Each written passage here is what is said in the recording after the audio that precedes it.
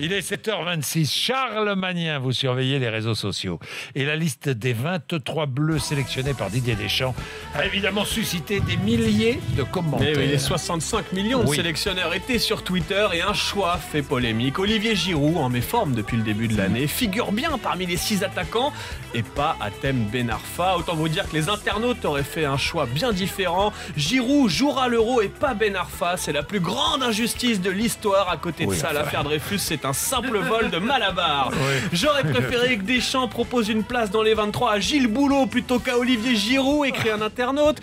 Les gars de Nuit debout ne vont rien comprendre quand tous les supporters de Ben Arfa vont débarquer place de la République.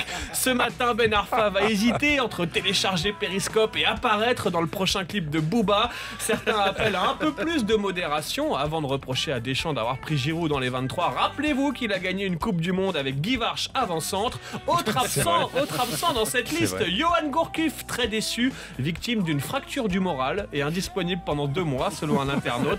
Sans oublier le coup de gueule des féministes. Aucune femme dans cette liste des 23, reflet de cette société profondément phallocrate. Bon, nous sommes le vendredi 13, une superstition qui fait sourire les internautes. Et si vous avez peur du vendredi 13, vous êtes paraskevidécatriaphobe. Et si vous avez peur de prononcer ce mot, c'est normal.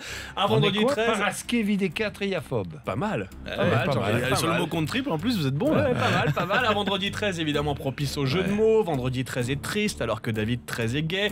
Mais surtout, une journée particulière pour les joueurs. Selon certains, le vendredi 13 a été inventé par la Française des Jeux. D'ailleurs, le saviez-vous, le vendredi 13, vous avez une chance sur 19 millions de gagner au loto. Exactement comme tous les jours, en fait. Et puis, connaissez-vous la différence entre vendredi 13 et la Saint-Valentin? Aucune. On claque du fric en espérant toucher le gros lot. Enfin, aller bosser un vendredi 13 m'a toujours porté chance. J'ai systématiquement été en week-end juste après.